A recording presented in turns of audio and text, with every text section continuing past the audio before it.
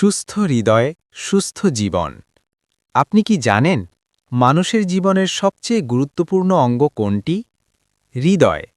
আপনার জীবনের একটি অন্যতম বিষয় হল আল্লাহ তাআলা আপনাকে এমন এক হৃদয় দান করেছেন যার মাধ্যমে আপনি নিরাপদে বেঁচে থাকতে পারেন, যার ভালো থাকাই নির্ভর করে আপনার জীবনের সুস্থতা ও সাফল্য।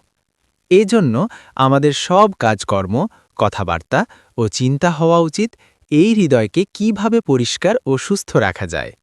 আল্লাহ তাআলা বলেন, যেদিন কোনো ধনসম্পদ কাজে আসবে না এবং সন্তান-সন্ততিও নয়, তবে সে ব্যক্তি আল্লাহর কাছে উপস্থিত হবে সুস্থ হৃদয় নিয়ে।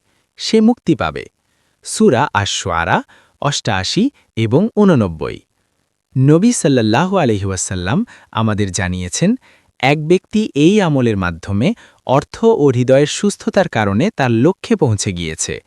একবার নবীজি বললেন, এখন তোমাদের নিকট এমন এক ব্যক্তি আসবে যে জান্নাতের অধিবাসী। এই কথা তিনি ৩ বার বললেন। প্রত্যেকবারই সেই লোকটিকেই দেখা গেল। এক সাহাবী কৌতূহলী হয়ে তার সঙ্গে কয়েকদিন কাটালেন।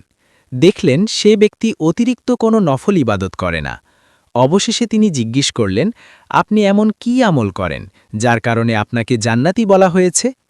লোকটি উত্তর দিলেন, আমি প্রতিদিন এমন অবস্থায় ঘুমাতে যাই যে আমার অন্তরে কোনো মুসলমানের প্রতি হিংসা, বিদ্বেষ কিংবা শত্রুতা থাকে না। শেষ কথা, হৃদয় পরিষ্কার থাকলেই জীবন পরিষ্কার থাকে। সুস্থ হৃদয়েই সুস্থ জীবনের মূল চাবিকাঠি।